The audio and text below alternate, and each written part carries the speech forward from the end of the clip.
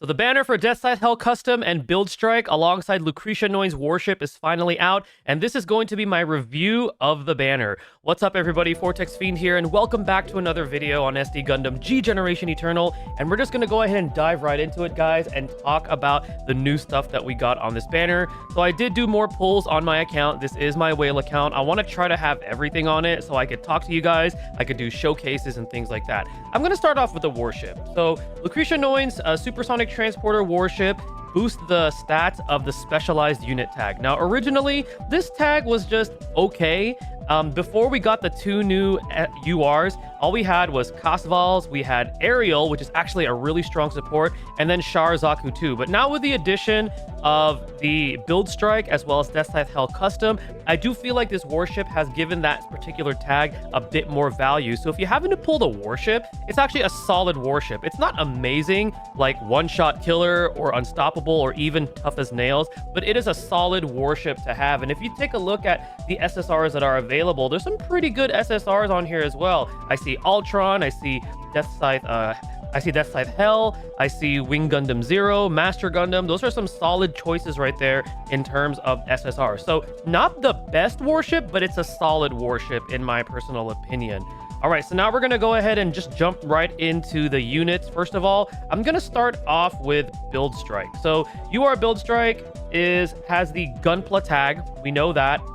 It also has alternative series, Gundam Protagonist, Specialized Unit, Unstoppable, and Seed. So in terms of tags, there's a lot of versatility when it comes to creating a party based on, let's say, your warship, or if you're trying to go for something specific. So I like how it has a lot of tags. The ones that stick out for me the most are going to be Protagonist, Alternative, obviously, because you could use this, for example, in Eternal Road 2. Unstoppable is a very, very good tag, and Seed has so much love right now that you can even throw this on a Seed-based party. So it's a very, very good unit in terms of like the tags that it has available. Series-wise, it has Seed, which again is very good, and it does have the Gundam Build Fighters, which right now it's a bit of a rarity, but as we see more Gundam Build Fighters units, there's definitely going to be a bit more value. And then in terms of like mechanisms, Shield Defend is always great to have, so that way it stays alive longer. There's a way for it to mitigate damage, which is always great. Now in terms of its actual weapon skills, so we're going to take a look at its best skill first. So this is going to be the Enhanced Beam Rifle EX. It has that debuff where it inflicts damage taken from physical weapons up. The other only UR support units that I know do this off the top of my head is the GPO-2A, which we saw on the last banner, and the Phoenix Gundam. So those are going to be your choices there in terms of like this particular debuff. It's an okay debuff. I actually think a majority of the more powerful attacks coming from the URs are beam. But it's a good debuff. I think it's solid. Other than that, it has large beam cannon, which is a pretty standard hitting skill right over here. And then it does have a map attack, which I actually really like. So this map attack attacks in a straight line, so it's a bit different from what we've been seeing as of late. And then the debuff that it inflicts is damage from beam weapons. So it does have a beam weapon one. However, because this is AoE, it's not going to be nearly as strong as like the single target version debuff, but it does have this just in case you need this particular debuff, and it's in an AoE form, which I think is really, really cool. In terms of its abilities, or its passives, it has increased max energy, which is always nice to have. It has damage mitigation from physical damage. So again, it's able to survive a bit longer if it's getting hit by physical attacks. And then it has increased mobility, which gives it a little bit better like natural evasion in terms of things like that. So all in all, I think this unit is solid. It's not nearly as impressive as some of the other UR supporters that we've seen, such as I still think Ariel is better than this. I think Freedom is better than this, but all in all, I think it's solid. It has a cool AoE ability that, you know, inflicts the beam debuff, and then it has that physical debuff if you need that. So if you pull it, solid, not the greatest, but it is a solid unit in my personal opinion. Okay, so now we're going to take a look at the star of the banner, which is going to be Gundam Deathscythe Hell from Endless Waltz. Now, I know that when they first teased this unit, we were a bit confused because what they teased was kind of questionable, because this thing is designed to be like a defensive bruiser type of a unit. But after I actually pulled and I've been testing him out, and I actually did get him to Limit Break 1, this unit is actually, I think it's going to be underrated in my opinion. First of all, we take a look at its weapon abilities, right? So I'm gonna go to its most powerful ability, which is Beam Scissor EX. 7560 power. That's higher than a majority of like actual attacking type UR units. So for this unit to have something like that as a defender and having that high of a weapon skill is really good. And not only that, but you get that icing on the cake, which is the attack down 35%, which, you know, a majority of the UR defenders have that particular debuff, but attached to a 7560 weapon skill, that's pretty strong. That is very, very strong. Its other skills are actually pretty good too. So it has a 5400 Beam Scissor, which inflicts mobility down 25%. I can see this being fairly useful, let's say, in PvP, for example, for Master League. Only thing is because we know they're going to be tweaking the way that the AI behaves in terms of weapon skills, we might not see this unit using this nearly as often, because according to what they were going to be doing with Master League with the AI, they're going to make it to where the AI is trying to at least choose the most powerful skill. But it does have that as an option for another debuff. And then afterwards, it has Vulcan Cannon. This is pretty standard. Nothing really to talk about here, but it does have this particular weapon skill. In terms of its abilities or its passives, increased defense. So I was actually pretty impressed at this unit's defense stat, because I was taking a look at the other URs on the Soshage Gundam Eternal Wikia, and it actually has comparable defense compared to, like, let's say like Barbatos or even Justice. Like, it's around that 13,000 range when you have this thing fully max limit broken. So its defense is up there. It has the highest attack in amongst all of the defenders, reaching above 10,000, which is unheard of for a defensive type unit. So it's very, very strong in terms of like its what do you call it? It's in terms of like its aggressive abilities or its offensive abilities, despite it being a defender type unit. So it does have the highest attack in terms of the defenders. And then afterwards, it has a really unique third passive, which increases its own evade by 15% when choosing to evade. So I thought it was interesting that they gave this unit this passive. However, the reason why I see why they gave that unit that is because if you take a look at the range of all of this unit's skills, it only goes up to 3.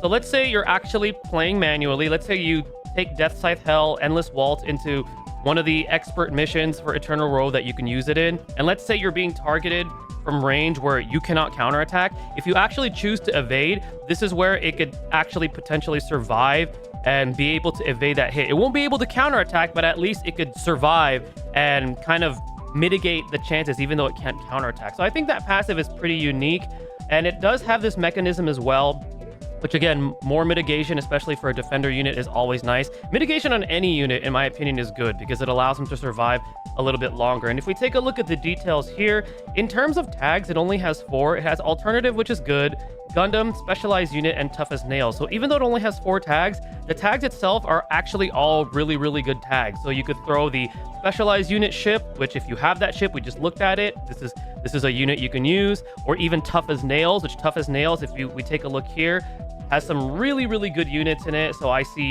you know, RX-78-2, I see the Easy 8, I see the GPO-2, I see, what's this thing again? The O. I see Narrative, Crossbones. So there's some solid choices there when it comes to Tough as Nails if you go with the Tough as Nails team. And then it has the Endless Waltz and the Gundam Wing series. So if you happen to have, like, let's say the Relina UR warship, which I actually have that on this account, you could actually use that warship with it. So all in all, good tags.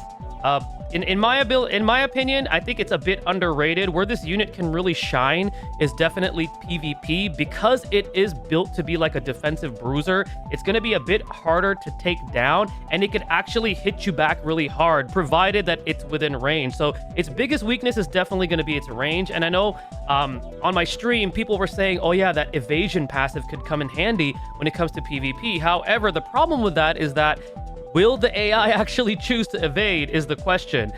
It would be cool if this unit got targeted from, like, let's say a range 4 or 5 skill, and then the AI did select to evade. I think that would be interesting to see. We're just going to have to see when Master League Season 1 comes out. But all in all, I think Gundam Deathscythe Hell, you know, it deserved a little bit more love from what they've showed. I actually think it's a pretty solid unit. It's definitely the hardest hitting defender unit that we currently have. And if you pull it, I actually think it's a very, very good unit. Not an amazing unit, but it's a very good unit. Okay, so we're going to go ahead and take a look at now the pilots that we got. So we're going to start things off with Reiji. So Reiji is interesting.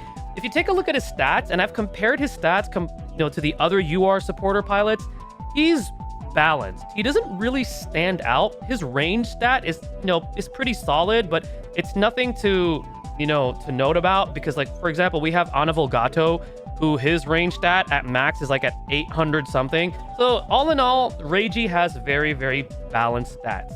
In terms of his actual character skills, he's very utility based. So what I see really good about this unit is that because he has the +1 move for a turn, or increasing his weapon range by 1, he's probably very effective and much easier to position in terms of like setting up a support attack, because he has those options. So that way he has a chance of being able to potentially not get counterattacked himself when you're trying to set up in like a particular fight, for example. I think the lock-on is kind of I don't know why they gave him that. I mean, it's cool. He gets accuracy by 100%, but I do think that passive, in my opinion, is probably one of the lesser desired passives. If they have given him like maybe attack burst, for example, or even sway or anything else that's a bit more offensive, it would have made his value a little bit better. But the way that I see his skills, he's very like utility based, very, very easy to position, because he does have ways to stay out of harm's way while still providing you support, or also while attacking himself. In terms of his actual passives, he has pretty standard support, attack, counter support. He has Gunpla Builder level 2, which as long as he's piloting a Gunpla unit, which you want him to pilot a Gunpla unit, it restores his own HP by 10%. So he has his own way of like being self-sufficient and being able to survive. So he has an HP regen. And then I actually really like this one. So as long as he's piloting a Gunpla unit, he's going to get that additional support, and he's going to be restoring the squad's energy by 7% at the start of every turn. So as long as he's piloting that, you're also getting like a small energy regen. So if you're struggling in keeping your energy up, especially for like longer fights, for example, where some units could actually run out of steam, he's actually good for this. So let's say like you want to use a support ship, a warship that heals your HP, but then let's say you're using units that have like high energy costs. This can kind of help mitigate that. But remember, he does have to pilot a Gunpla unit, which right now there's only 4. And if you pulled Reiji, that means you pulled Build Strike, and you're probably going to want to put him in Build Strike. So I think very, very cool passive. I think the pilot himself is very utility based. I think he's balanced. I don't think he's as amazing, for example, compared to like Shiroko or Asuna, but he's a solid pilot overall. A lot of utility, lacking a little bit in like the overall offensive capabilities, but solid unit overall. Okay, we're going to go ahead and talk about Duo. So Duo is pretty interesting. Stat-wise, I mean, obviously his melee stat is going to be his highest stat. Deathscythe is a very melee-based unit, so having his at 652 it makes sense. He has really, really good defense as well. In terms of his actual skills, he has attack burst level 4, so he gets a 20% attack increase and boost critical. So again, this guy is all about being defensive and being offensive at the same time. So it's like a balance. It's like a hybrid of like, 2 different roles. And then he also has HP repair, which gives him a little bit more survivability. And I actually like that, because when you start using this unit, it's a unit that likes to get in there. It gets in there because it has to be melee. It deals a lot of damage. It's defensive. So it has to have a way for it to like, give itself some restoration. So it's good that they gave him this HP repair level 3. And in terms of his passive, so his passives is where he gets really interesting. He has the standard support defense. He has increased defense. And then his EX character ability, or his final passive, is interesting. So if he's piloting a durability type unit, so any durability type unit, when he counterattacks, it increases his own attack by 20%. And I know I was saying, okay, this is kind of strange, because most of the time your defender units are going to be covering. But the thing is, the way they designed him, he's like an in-your-face defender unit. And again, this is where I think this particular pilot, partnered with his featured mobile suit, is going to shine in Master League, because he's going to be very hard to take down, and he's also going to hit you really hard. So this is where I think this passive comes into play. In terms of PvE, if you want to play him more aggressively, that's probably how you should be playing him if you want to take advantage of that passive. But remember, he has to be piloting a durability type. You can't put him in any other unit. or any other type of like role unit. So you can't put him in an attacker, you can't put him in a supporter, you got to put him in a durability type. But definitely I think this passive shines in PvP, and it could potentially do well in PvE content. Now when he's piloting a Gundam Wing unit, he gets the standard increased damage dealt, you know, to enemies by 15% and reduces damage taken by 15%. So all in all, I think Duo is actually a pretty solid pilot. He's an offensive, defensive type of a pilot. I think he definitely will shine in the front lines. He'll also really shine in PvP, and I'm excited to be using him for Master League Season 1 because I actually think he could potentially be one of the MVPs for this coming season. So all in all, what are my thoughts about this banner now that I have the units and it's out? I think it's a solid banner. However, because it's not limited at all, if you are looking forward to like more limited URs, it's definitely a banner that you could pass on. I still do think it's a bit of a bait banner because they did feature a unit that they know is popular. So caution on your resources.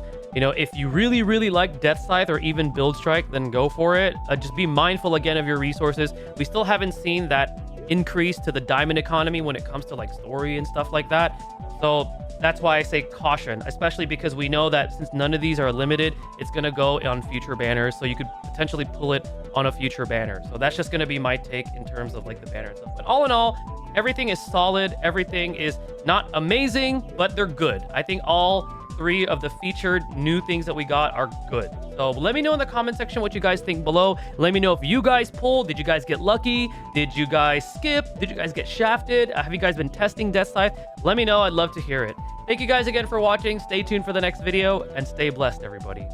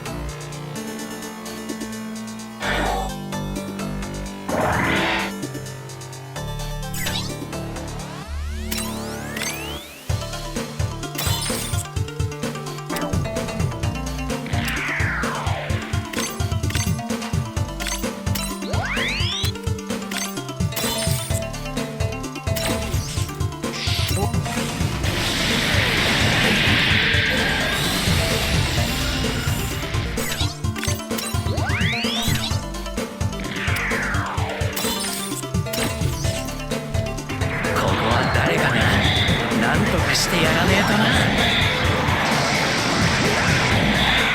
そうだよ。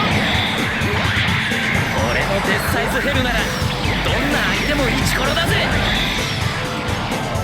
俺と一緒に